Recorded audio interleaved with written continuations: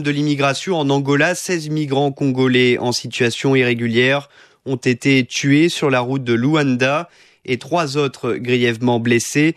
Le camion dans lequel ils s'étaient cachés pour gagner la capitale angolaise s'est renversé. Cela s'est passé dans la province du Zaïre, frontalière avec celle du Bas-Congo, en RDC, une région qui voit affluer les jeunes Congolais attirés par la croissance économique de l'Angola. Un voyage risqué que veut décourager Maître Christian Mafuila, président de la Ligue pour la défense et la vulgarisation des droits de l'homme. C'est un problème qui se pose au quotidien ici chez nous au niveau de la province où les jeunes gens très souvent croient trouver mieux en Angola. Ils sont à la recherche du bien-être, ils croient qu'on peut se faire mieux payer en Angola qu'ici. Nous demandons aux jeunes gens de ne pas croire à ceux-là qui viennent leur raconter des histoires, qu'il y a le paradis en Angola. Il y a certaines personnes qui se nomment éclaireurs, c'est-à-dire ils ont eu à passer quelques temps en Angola, ils ont peut-être maîtrisé la langue et quand ils viennent ici, ils prennent contact avec des jeunes gens qui ils nourrissent vraiment d'espoir, ils prennent de l'argent pour leur faciliter certaines démarches au niveau des frontières, mais aussitôt traverser la frontière, ces jeunes gens sont abandonnés à leur triste sort et c'est la police qui les récupère et voilà, les soi-disant éclaireurs disparaissent dans la nature, c'est vraiment regrettable. Il faut qu'on se dise la vérité, le pays voisin, l'Angola, gère mieux ses frontières parce qu'il y a une police des frontières bien renforcée, bien équipée et devant les clandestins qui s'y présentent, en tout cas, ils appliquent la loi. Au regard de cela, moi je pense qu'on doit protéger la jeunesse de cette aventure qui ne se limite pour certains qu'au niveau des postes frontaliers. Maître Christian Mafuila avec Charlotte Hydrac. Et à propos de la République démocratique du Congo, les discussions entre le gouvernement et les rebelles du M23 pourraient reprendre aujourd'hui. Les émissaires des deux camps sont à Kampala. Ils ont rencontré séparément samedi le médiateur, le président ougandais Yoweri Museveni, qui espère la tenue de pourparlers directs à partir de ce lundi. Vous écoutez Zapping Info Congolaise. Rien ne filtre de la reprise des pourparlers de Kampala entre Kinshasa et le M23. Ces pourparlers ont été interrompus pour les fêtes et ont repris le 4 janvier, mais il semble qu'il y ait à nouveau un blocage entre les parties sur la question d'un cessez-le-feu demandé par le M23 et également la société civile. À ce propos, les notables et la société civile des territoires de Rutshuru et Nyiragongo ont signé un communiqué pour demander un cessez-le-feu immédiat dans l'est de la RDC, et ce pour la sécurité des populations. L'un des signataires de ce document est à Kampala, c'est Paul Ndezemwami, chef traditionnel de la chefferie de Bouicha en territoire de Rutshuru. L'agenda, je ne l'ai pas avec moi, mais le point qui a retenu beaucoup mon attention, c'est les faits. Et c'est une des raisons qui m'a déplacé jusqu'à Kampala, accompagné par la société civile. C'est ça mon intervention essentielle. Alors à ce propos, l'on sait que effectivement le M23 demande un cessez-le-feu et on apprend que la société civile, bien sûr, également demande un cessez-le-feu. Effectivement, c'est ça notre bataille principale, parce que nous sommes sous le contrôle territoire occupé par le M23. Nous demandons avec force pour qu'il y ait un cessez-le-feu immédiat. Parce que c'est nous qui subissons les méfaits de la guerre. Et nous avons toutes les raisons pour demander avec insistance qu'il y ait un cessez-le-feu par les deux parties. Alors jusqu'ici, est-ce que vous avez pu donc faire part de cette demande et si oui, quelle a été la réponse? Nous avons essayé cette demande un peu partout. Et c'est la raison pour laquelle elle vous est parvenue là-bas aux États-Unis. Mais jusqu'à présent, nous n'avons pas encore de réponse. Nous avons préféré passer par vous pour atteindre l'opinion américaine, qu'on nous comprenne et qu'on nous appuie dans cette démarche. Est-ce que vous êtes à la table des négociations ou vous êtes allé à Kampala là-bas simplement pour vous faire entendre? Les négociations n'ont pas encore commencé jusqu'à présent. Je crois que mes démarches ont déjà abouti. Je ferai partie des négociations. Quand vous dites vous espérez être partie des négociations, vous en faites partie? J'en ferai partie désormais. Les négociations n'ont pas repris le 4 janvier. Ils n'ont pas encore repris parce que le point de cessez-le-feu, chacun campe sur sa position. Le gouvernement ne veut pas le cessez-le-feu le M23 veut un cessez-le-feu. Et nous, de la société civile et les notables, nous voulons un cessez-le-feu. Alors, vous voulez dire par là que tout le monde est plus ou moins d'accord, sauf le gouvernement? Oui, tout le monde est d'accord qu'il y ait un cessez-le-feu, sauf le gouvernement qui dit le contraire et on ne sait pas pourquoi. Alors, où en est-on aujourd'hui? Est-ce qu'on en est au point mort? Est-ce qu'on reste chacun dans son coin à Kampala? Ou est-ce qu'on se regroupe quand même pour essayer d'aller plus loin dans la discussion? Jusqu'à présent, on ne s'est pas encore retrouvé sur la table, chacun est dans son coin. Vous voulez dire que les discussions ont été rompues dès le 4? Non, depuis que nous avons repris, on ne s'est pas encore mis sur une même table, chacun reste dans son coin parce que nous entrons en contact à travers les facilitateurs. Or, il n'y a pas encore un peu de divergence sur ce point-là. Donc, pour demain, par exemple, est-ce que vous prévoyez une rencontre ou non? Jusqu'à présent, il n'y a pas encore de précision sur ça. Je crois qu'il y a des va-et-vient de deux parties autour du facilitateur. Paul Nzede Maui est chef traditionnel en territoire de Rutshuru dans l'est de la RDC. Vous écoutez Zapping Info Congolaise.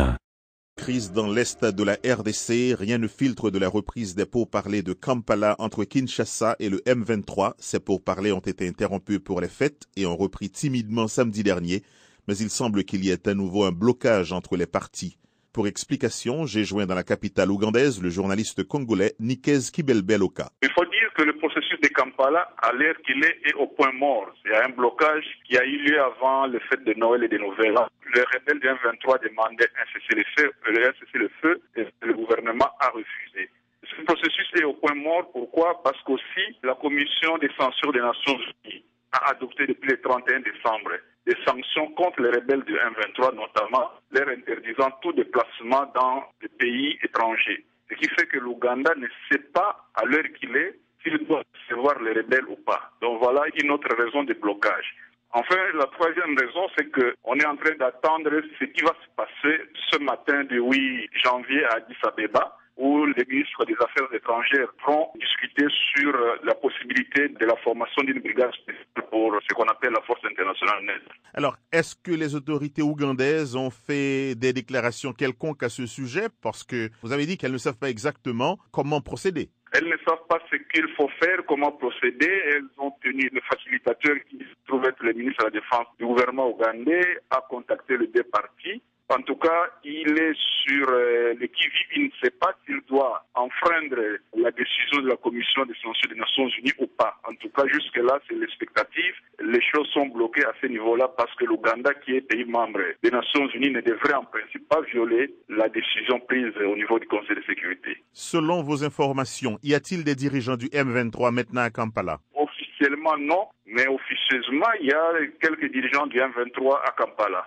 Mais officiellement, tout le monde est retourné pour les vacances et officiellement, il y a déjà quelques membres qui sont à Kampala et c'est ce qui fait que Kampala est mal à l'aise, il ne sait pas sur quel pied danser, il faut les recevoir, il ne faut pas les recevoir, il faut les expulser, il faut les arrêter. Jusque-là, il ne sait pas, en tout cas, comment déterminer sa position. Et quant à la délégation congolaise? La délégation du gouvernement est déjà ici depuis le 4 janvier et je pense que ce matin, le ministre des Affaires étrangères devrait prendre son avion pour Abeba pour discuter sur la mise sur pied de la brigade spéciale pour la force internationale neutre. Nikez Kibelbeloka, directeur du journal Les Coulisses dans l'est de la RDC, je l'ai joint à Kampala. Rappelons que les notables et la société civile des territoires de Rutshuru et Nyiragongo ont signé un communiqué pour demander un cessez-le-feu immédiat dans l'est pour la sécurité des populations. Vous écoutez Zapping Info Congolaise. Cela fait 4 jours maintenant que les délégations des autorités de Kinshasa et de la rébellion du M23 ont repris le chemin de Kampala en Ouganda. Le démarrage des discussions directes entre les deux parties se fait toujours attendre, mais à en croire les intéressés, on peut quand même parler de dialogue. De Kampala, les précisions de John Kanyunyu. Le deuxième round du dialogue entre le M23 et le gouvernement de Kinshasa, qui devait officiellement ouvrir ses portes le 4 janvier, a commencé. Mais les séances plénières n'ont toujours pas débuté. Pour les observateurs, cela tient au seul motif que la délégation de Kinshasa ne veut pas entendre parler d'un quelconque accord de cessez-le-feu, pourtant réclamé par la délégation du M23. Pour l'abbé Apollinaire Malou, chef adjoint de la délégation du gouvernement de Kinshasa au dialogue de Kampala, le dialogue a bel et bien commencé car les travaux ont réellement repris, comme cela pouvait être prévisible. Le facilitateur a commencé par des consultations avec les chefs des délégations. Il a continué ces consultations, il a promis de nous rencontrer pour nous dire à quel niveau de consultation il est arrivé. Pour le point qui semble diviser les deux délégations, celui d'un accord de cessez-le-feu, Apollinaire Malou estime qu'il n'est pas inscrit à l'ordre du jour. Le facilitateur nous a dit, je suis à l'étape de l'agenda. Quand il aura publié l'agenda, vous saurez qu'est-ce qui est à l'ordre du jour et qu'est-ce qu'on va discuter. On a besoin de discuter les points que les gens s'inventent eux-mêmes. Mais je ne veux pas commencer à parler d'un agenda qui n'existait pas. Du côté de la rébellion, on assure également que les discussions ont commencé. Le député Roger Lumbala, chef adjoint de la délégation du M23 aux assises de Kampala. Le fait que les trois partis soient là, le gouvernement de Kinshasa au grand complet, le groupe du M23 au grand complet et le facilitateur qui visite les uns et les autres, c'est ça même le dialogue. C'est ce qu'on nous a demandé de ne pas parler pour éviter des contradictions et pour éviter de bloquer le dialogue en soi. Le dialogue a déjà commencé. Au moment où nous rendons ce reportage, aucun signe ne prouve qu'il y aura plénière aujourd'hui. Le facilitateur au dialogue, le ministre ougandais de la Défense Crispas Kionga, étant à déplacement à Addis Abeba en Éthiopie. John Kanyunyu à Kampala pour la... Vous écoutez Zapping Info Congolaise. Crise politico-militaire de l'Est de la RDC. Alors que les pourparlers de Kampala entre Kinshasa et les rebelles du M23 sont bloqués depuis leur reprise officielle le 4 janvier, le mouvement du 23 mars a annoncé hier, au cours d'une conférence de presse à Bugolobi, renoncer temporairement à son exigence de signature de cessez-le-feu avec le gouvernement congolais, et ce, dit le porte-parole du mouvement, pour permettre un déblocage et reprendre les discussions.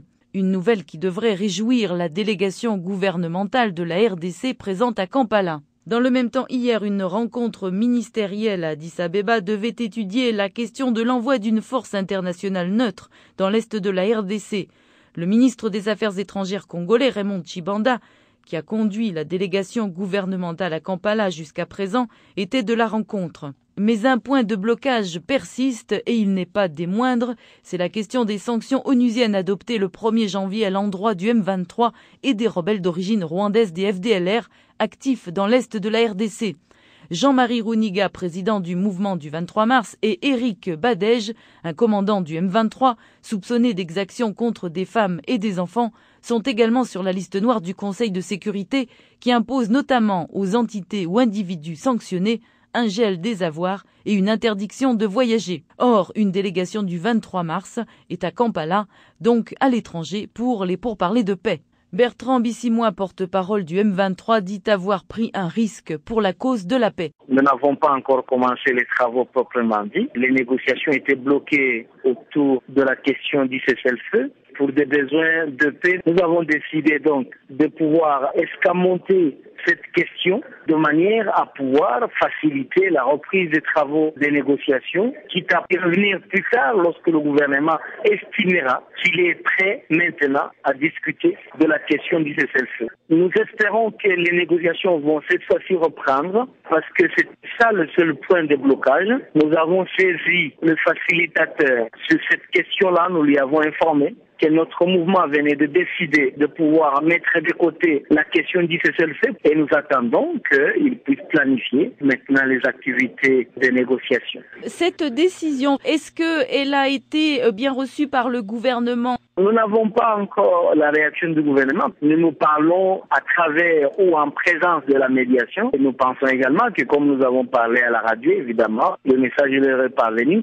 et qu'ils vont faire peut-être une déclaration eux aussi à la radio pour accueillir favorablement cette proposition de notre organisation. Jean-Marie Runiga n'a pas voyagé. Est-ce pour respecter finalement les sanctions dont il est frappé par le Conseil de sécurité ? Les sanctions ont été prises non seulement contre notre président Bishop Jean-Marie Runiga, mais contre tout le mouvement, le M23. Et c'est déplorable parce que nous n'aurons pas dû venir à Kampala, parce que nous ne sommes pas autorisés à nous déplacer. Et cependant, nous avons pris les risques, madame, pour des besoins de paix. Et nous regrettons que le Conseil de sécurité des Nations Unies ait pris une telle mesure pour étouffer le processus de paix ici à Kampala. Nous avons pensé que le Conseil de sécurité pouvait, par contre, soutenir les efforts qui sont faits au niveau régional par la CIRGL et l'Union africaine pour amener la paix. Donc nous estimons estimons que les décisions ou les sanctions du Conseil de sécurité sont tout simplement anachroniques et elles ne permettent pas de faciliter une solution négociée à la crise en République démocratique du Congo. Par contre, elle a comme peut-être conséquence de pouvoir radicaliser les positions et favoriser la poursuite de la guerre. Bertrand Bissimois, porte-parole du M23, était joint à Kampala en Ouganda. Vous écoutez Zapping Info Congolaise. D'une crise à l'autre, la crise dans l'est de la République démocratique du Congo. Représentants du gouvernement congolais et de la rébellion sont à Kampala en Ouganda pour des pourparlers de paix qui devraient reprendre. Hier à Addis Abeba en Éthiopie, ce sont les ministres de la Défense et des Affaires étrangères ainsi que les chefs d'état-major des pays de la Conférence internationale sur la région des Grands Lacs qui étaient réunis. Et ils ont notamment convenu que la future force neutre internationale devant être déployée dans l'est du Congo pourrait fusionner avec la mission de l'ONU dans ce pays. Les précisions de notre correspondant à Addis Abeba, Getachew Tedla. Les ministres des pays de la sous-région, les représentants des Nations Unies, les partenaires bilatéraux et multilatéraux se sont réunis à Addis Abeba sous les auspices de la Commission à la paix et à la sécurité de l'Union africaine. Il s'agit de l'opérationnalisation des arrangements en vue de mettre sur pied le mécanisme, non de maintien, mais d'imposition de la paix. Le commissaire à la paix et à la sécurité de l'Union africaine, qui a présidé la dite réunion, nous fait le point, l'ambassadeur Ramtan Lamamra. Il s'est agi de se pencher sur les recommandations faites par la réunion préparatoire et de discuter intensivement avec les Nations Unies notamment des possibilités d'articulation entre la force internationale neutre qui est proposée et la MINUSCO dans une incarnation nouvelle avec un mandat renforcé. C'est pas seulement adopté, mais il y a un consensus sur le fait que le mandat de la MINUSCO doit être plus robuste. Le président Kabila, dans un récent passé, semblait être réticent pour engager un dialogue avec la partie récalcitrante. Le changement d'attitude, s'il y en a une. Le président Joseph Kabila se mettra à l'écoute des doléances et des aspirations que porte le M23, notamment en ce qui concerne la mise en œuvre de l'accord de 2009 qui, semble-t-il, n'a pas été appliqué à la satisfaction de tous. En tout cas, les opinions sont divergentes sur la manière et niveau de réalisation dans l'application du dit accord. À combien s'élève l'effectif de la force d'imposition à la paix et pourra-t-elle mener à bon port sa mission? Le commissaire Lamamra d'enchaîner. Mandat robuste, dans le langage des Nations Unies, cette fois-ci, mandat d'imposition de la paix et non pas de maintien de la paix. Il est fait mention d'une brigade de 4000 hommes, un mandat plus robuste, plus proactif, plus offensif. Au terme de la réunion, les participants se sont mis d'accord à la dernière minute à un cessez-le-feu, gage de la mise en œuvre de toute forme de négociation dans cette affaire. Getachew Tedla Georgis à Addis Abeba pour la Deutsche Welle. Je rappelle que la conférence internationale sur la région des Grands Lacs réunit la RDC, le Rwanda, l'Ouganda, l'Angola, le Burundi, la Centrafrique, le Congo, le Kenya, le Soudan, la Tanzanie ainsi que la Zambie. Vous écoutez Zapping Info Congolaise.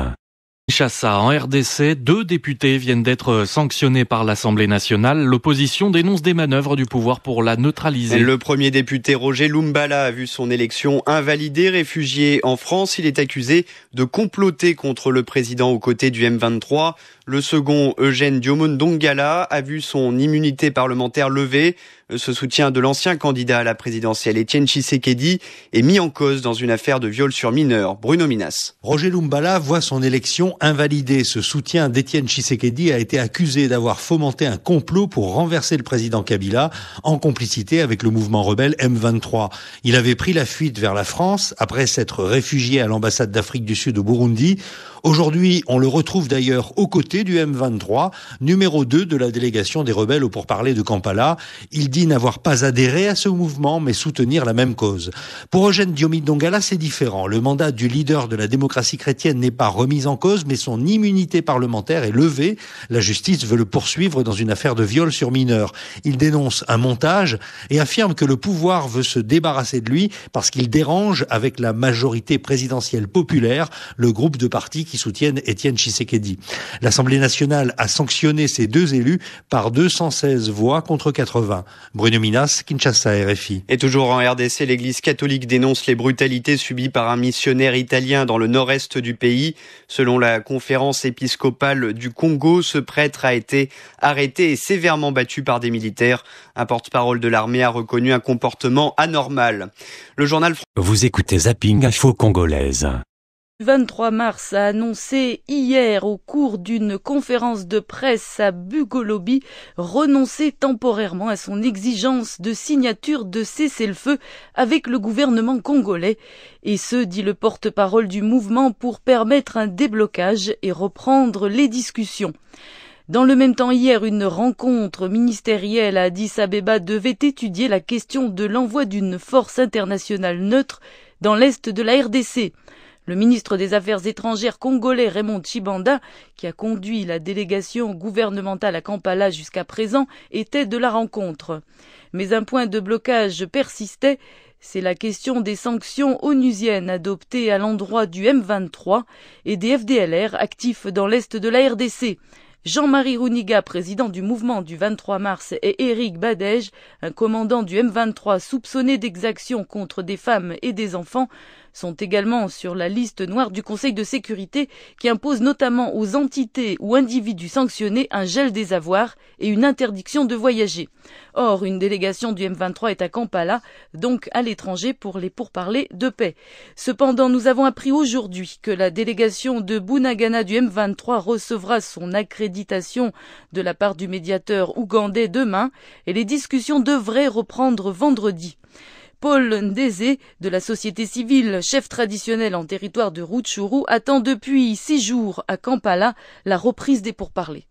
La délégation qui est venue de Bunagana sera accréditée demain, mais aussi si je dois dire quelque chose au sujet des sanctions, nous qui sommes sur le territoire sous contrôle du M23, nous sommes en train de regretter beaucoup au sujet de la prise de ces sanctions, parce que ce qui se dit concernant ces mouvements, ce qui se dit concernant ces dirigeants, nous ne les constatons pas sur le terrain. Par contre, nous trouvons que ces sanctions sont de nature à ne pas vouloir amener la paix. S'il y a des problèmes, des exactions commises par dont on parle avoir été commises par les mouvements, nous sommes les mieux placés pour donner les informations. Mais c'est dommage qu'on ne nous consulte pas. Alors cela étant, quand vous parlez d'accréditation, est-ce que cela veut dire que Kampala a été obligé de demander une autorisation spéciale en quelque sorte aux Nations Unies pour que la réunion puisse se tenir? Le gouvernement est là, le M23 est là, ils sont venus. Je crois qu'ils étaient sous l'organisation des CFG qui fait aussi partie des États-Unis, des Nations Unies. Les pourparlers vont bientôt commencer certainement. Quand on parle d'accréditation, de quoi s'agit-il exactement? Elle vient d'où cette accréditation? C'est les facilitateurs qui accréditent, ou du moins qui acceptent les gens qui vont participer pour parler. On vous donne les macarons, les documents. Est-ce que la raison du blocage était essentiellement l'annonce du M23 qui a décidé de laisser de côté pour un temps le cessez-le-feu, ou est-ce qu'il y a un rapport avec ces sanctions onusiennes qui pèsent contre le M23? Je crois que le retard était par le fait que les facilitateurs avaient d'autres occupations aussi. Donc la réunion devrait reprendre demain? L'accréditation demain et la réunion le vendredi. Avec toutes les parties en présence, vendredi, ce sera la première fois que les 3 parties en quelque sorte vont se rencontrer. Oui, toutes les parties en présence vont se rencontrer le vendredi. Paul Ndeze de la société civile du territoire de Rutshuru dans l'est de la RDC était joint à Kampala en Ouganda. Aussi, nous apprenons que 2 députés ont été invalidés hier par l'Assemblée nationale congolaise. Il s'agit de Roger Lumbala et de Diomine Gondala. Le porte-parole du gouvernement réagit sur l'invalidation de Roger Lumbala qui se trouve à Kampala dans la délégation du M23. On reproche à Roger Lumbala d'avoir adhéré à une association criminelle coupable de violences extrêmes, de crimes de sang, et qui a été étiqueté par le Conseil de sécurité des Nations Unies comme un mouvement criminel. Et Roger Lumbala ayant adhéré là-dedans doit absolument en subir les conséquences. Au regard même du droit interne congolais, parce que la RDC est membre de l'Organisation des Nations Unies et que la RDC est la première victime des activités criminelles du M23 auxquelles Roger Lumbala appartient désormais. Il a été non seulement frappé du retrait de ses immunités pour être poursuivi par le procureur, mais il a été en plus invalidé. C'est-à-dire qu'il ne peut même pas être député, même si le procureur ne le condamnait pas. Lambert Mende, porte-parole du gouvernement de la RDC. D'autre part, la mission de paix des Nations Unies demande au Conseil de sécurité de prendre en charge l'utilisation de drones de surveillance dans l'est de la RDC. Le Rwanda frontalier a fait part de sa préoccupation quant à cette demande, disant qu'une telle décision ferait de la mission onusienne une force belligérante. Vous écoutez Zapping Info Congolaise. Démocratique du Congo, la majorité présidentielle dément toute cabale politique contre Roger Lumbala et Eugène Diomi Ndongala. Rappelons-le, le mandat du député Lumbala a été invalidé après son alliance avec les rebelles du M23. Eugène Diomi Ndongala lui a vu son immunité parlementaire levée suite à une affaire de viol sur mineur. Or, les deux hommes sont des opposants et accusent le pouvoir d'être à la manœuvre. Des accusations rejetées par le porte-parole de la majorité présidentielle, Sébastien Luzanga. Le procureur général de la République a demandé à l'Assemblée nationale qu'on lève son immunité pour qu'il réponde de ses actes devant la justice. Jusque-là, il reste député national. C'est seulement l'immunité qu'on lui a enlevée pour qu'il soit libre et aller répondre devant la justice. Qui pourra le laver, qui pourra l'innocenter. Et dès qu'il sera innocenté, il rentrera dans l'hémicycle en tant que député. Le cas de l'honorable l'ancien député Lumbala, il est tout simplement flagrant. En tant que député, il n'y a pas meilleur cadre pour s'exprimer, pour soutenir le M23 que l'Assemblée nationale dont il est membre. Mais traverser, aller jusque dans les rangs, physiquement, dans les rangs du M23, que la communauté internationale considère comme des forces négatives, il n'a pas sa place. Ou vous êtes M23, ou vous êtes dans les institutions démocratiques républicaines. Le porte-parole de la majorité présidentielle, Sébastien Luzanga, interrogé par Boniface Vignon. On continue à parler du Congo, malgré les dangers pesant sur sa sécurité. Le gynécologue Denis Mukwege annonce son retour à Bukavu ce dimanche. Très respecté, ce médecin vient en aide aux femmes violées de l'est du Congo, Kinshasa. Or, le 25 décembre dernier, il avait échappé à une tentative d'assassinat. Exfiltré d'urgence via le Burundi, il avait rejoint la Belgique. Reçu hier au Quai d'Orsay à Paris par la ministre déléguée à la francophonie, il a annoncé son retour au pays. Boniface Vignon. Le docteur Denis Mukwege, qui vient en aide chaque année à plus de 3000 femmes violées par les groupes armés dans l'est de la République démocratique du Congo, estime que sa place est auprès de ces malades. C'est la femme qui est visée, c'est possible que cette guerre se termine. Je n'aime pas que les gens disent c'est complexe, c'est difficile, c'est compliqué. Ce n'est pas compliqué s'il y a la volonté politique. Je retourne à Bukavu, je ne retourne pas pour être martyr, je retourne pour vivre, je ne vais pas être un héros mort, je veux continuer à faire mon travail. Au cœur de son entretien avec la ministre déléguée à la francophonie, bien sûr sa sécurité une fois sur place, Yamina Benguigui assure que le médecin peut compter sur la France. Aujourd'hui, si je suis là, à ses côtés, c'est que la France se doit de l'aider dans sa protection. Le docteur, c'est un héros bien vivant. Il a réparé plus de 40 000 femmes violées. Quand on dit femmes, on oublie que c'est aussi des fillettes de 3 ans, de 4 ans. C'est juste une horreur. Cet homme, voulant simplement rentrer parce que ses patients l'attendent, peut-il compter sur la France? Évidemment. Retour programmé du médecin au pays dimanche prochain. Vous écoutez Zapping Info Congolaise. Les autorités américaines affirment que Washington soutient la demande des responsables du maintien de la paix des Nations Unies d'utiliser des drones de surveillance en République démocratique du Congo. Lors d'une séance à huis clos avant-hier, le chef du maintien de la paix des Nations Unies, Hervé Latsou, a plaidé auprès du Conseil de sécurité pour l'utilisation des drones en RDC en vue d'aider les quelques 17 000 casques bleus qui y sont déployés. La porte-parole du département d'État, Victoria Nuland, a déclaré hier que ces avions sans pilote seraient sans armes et pourraient servir pour d'autres missions. La Grande-Bretagne et la France, également membres du Conseil de sécurité, supportent l'utilisation des drones en RDC.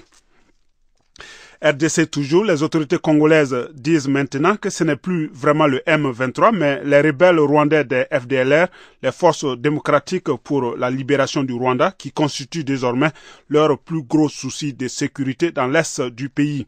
Cette reconnaissance, selon les observateurs, pourrait être le signe d'un dégel dans les relations entre la RDC et le Rwanda. Le Rwanda qui a été toujours accusé de soutenir les rebelles du M23. Depuis que ce groupe a lancé sa rébellion en avril dernier, il a été au centre de presque toutes les déclarations du gouvernement congolais au sujet de la sécurité dans la partie orientale du pays. Vous écoutez Zapping Info Congolaise. On se dirige vers d'autres pour parler, ceux de Kampala sur la RDC. Certains membres des délégations recevaient seulement leur accréditation aujourd'hui à cause de certains blocages de nature diverses. Les discussions devraient reprendre vendredi, donc demain. Les rebelles du M23 actifs dans l'est de la RDC ont accepté de lever leurs conditions de cessez-le-feu avant l'ouverture du dialogue intercongolais qui se tient à Kampala en Ouganda. Le ministre des Affaires étrangères congolais Raymond Tshibanda et le ministre de la Défense ougandais qui lui dirige les pourparlers sont à présent dans la capitale ougandaise après avoir participé à une rencontre à Addis Abeba où il a été décidé d'envoyer une force neutre de 4000 troupes à la frontière entre la RDC et le Rwanda. J'ai joint le secrétaire exécutif du M23, François Roussogoza, qui dirige la délégation présente à Kampala, la délégation donc du M23, et qui attend l'ouverture formelle du dialogue demain, après une multitude de tractations pendant une semaine. En fait, comme vous le savez, nous sommes à Kampala depuis le 4 janvier 2013. On devait commencer immédiatement le dialogue, mais comme la facilitation devait faire l'entrevue entre les deux délégations, c'est-à-dire à part la délégation du gouvernement de Kinshasa à part, il a fait que donc les négociations se poursuivent jusqu'à présent. Et nous pensons que demain, on pourra commencer avec la première. Donc, autrement dit, finalement, c'était dû à un certain retard de Monsieur Raymond Tshibanda, qui en fait était à Addis Abeba notamment. Affirmatif. Le ministre Tshibanda était à Addis Abeba et même le ministre de la Défense ougandais était à Addis Abeba. Alors, demain, savez-vous quels seront les points à l'ordre du jour ? Nous pensons que nous allons ouvrir d'abord le débat. On va poursuivre les points à l'ordre du jour parce que avant de quitter Kampala, on avait discuté avec le gouvernement de Kinshasa et on avait eu un compromis sur l'ordre du jour, sauf un seul point qui est celui du cessez-le-feu. Et de deux, on s'était convenu sur le règlement intérieur et donc nous allons poursuivre avec le point à l'ordre du jour. Alors, donc, vous avez levé la condition du cessez-le-feu pour l'ouverture des dialogues. Est-ce que vous réclamez toujours le départ du président Kabila ? Non, écoutez, nous avons des points essentiels très définis. Il s'agit de l'évaluation de l'accord du 23 mars 2009 et la discussion sur les points essentiels. D'autres points additionnels, notamment la bonne gouvernance, la problématique des élections de 2008 et d'autres points essentiels qui concernent effectivement le leadership au Congo. Donc, pour cette négociation, nous pensons que nous allons aller approfondir pour chercher des pistes de solutions. Alors, pour vous, Monsieur Roussogoza, qu'est-ce qui est prioritaire ? Est-ce que c'est l'accord du 23 mars ou toutes ces questions législatives, des élections, etc. Nous pensons que tous les points sont essentiels. Si nous avons retenu les points à l'ordre du jour, c'est par rapport à notre priorisation. Donc, nous avons comme priorité tous les points à l'ordre du jour. François Roussogoza, secrétaire exécutif du M23 qui dirige la délégation des rebelles au pourparler de Kampala sur la RDC. Aussi, cette semaine, 2 députés ont été invalidés par l'Assemblée nationale congolaise. Il s'agit de Roger Lumbala et de Diomine Dongala. Mais ce n'est pas tout. Aujourd'hui, le ministre de l'Intérieur, Richard Mouyej, a annoncé la suspension du parti RCDN de monsieur Lumbala pour ses accointances avec le M23. Voici un extrait de cette annonce faite à la télévision congolaise. C'est clair, Roger Lumbala a choisi de quitter la scène de la démocratie pour jeter son dévolu sur les armes, l'utilisation des armes comme moyen pour accéder au pouvoir, ce qui est contraire à la loi régissant les partis politiques, ce qui est contraire à la constitution de notre pays. Il fallait frapper. Il fallait frapper pas seulement Roger Lumbala, son parti aussi. Parce que nous avons laissé passer quelques jours, nous nous attendions à ce que les ténors de son parti, ceux qui ont l'habitude d'engager le parti, puissent dénoncer cette démarche perverse. Mais ce que nous avons suivi à travers les médias, c'est plutôt des messages d'encouragement. Nous avons compris que c'était l'engagement de tout un parti pour adhérer au schéma insurrectionnel choisi par le M23. Il faut donc oublier que le RCDN a choisi de partager la responsabilité de tous les dégâts causés par le M23 à l'Est. C'était Richard Mouyej, ministre de l'Intérieur de la RDC. Roger Lumbala, qui a rejoint la délégation des rebelles du M23 pour les discussions de Kampala, rejette totalement l'invalidation de son mandat de député avant de demander avec virulence la destitution du président Joseph Kabila. Le groupe de M. Kabila, que personnellement je ne reconnais pas parce que lui n'a pas été élu président de la République pour qu'il puisse continuer à prendre des décisions en République démocratique du Congo. Cette invalidation par un pouvoir illégitime, donc la décision devient illégitime aussi. Et madame, je n'étais pas élu par M. Kabila, j'étais élu par le peuple congolais. Donc pour moi aujourd'hui, comme il y a une confusion énorme en République démocratique du Congo, nous avons deux chefs d'État. Nous avons M. Etienne Tshisekedi Wamulomba, qui est président de la République élu par le peuple congolais, et nous avons celui qui s'est autoproclamé et qui s'est imposé par les armes, la personne de M. Joseph Kabila. Donc moi je ne peux pas reconnaître une décision prise par M. Kabila qui n'a pas été élu par le peuple congolais. Vous êtes le président d'un parti politique et en même temps vous faites partie de la délégation du M23. Le M23 est un groupe rebelle, non? Bien sûr, madame. Comment suis-je sur cette liste? Lors de la facilitation au niveau de Kampala, le M23 et le gouvernement de Kinshasa ont signé le règlement intérieur.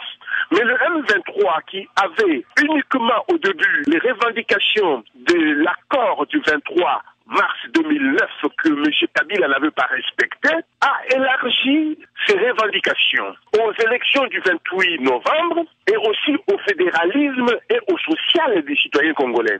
Voilà comment le M23 a fait une demande auprès de la facilitation pour que l'opposition politique soit associée, la diaspora ainsi que la société civile. Mais comme ils avaient déjà signé le règlement intérieur entre deux partis, la facilitation a demandé à chaque parti d'inviter l'opposition politique, la diaspora ainsi que la société civile. Moi, je ne peux pas m'associer avec Kabila, qui est illégitime en République démocratique du Congo. Et j'ai répondu à l'invitation du M23 pour que j'ai en face de moi les hommes de Kabila, parce que l'objectif premier, c'est de faire partir Kabila qui n'a pas été élu.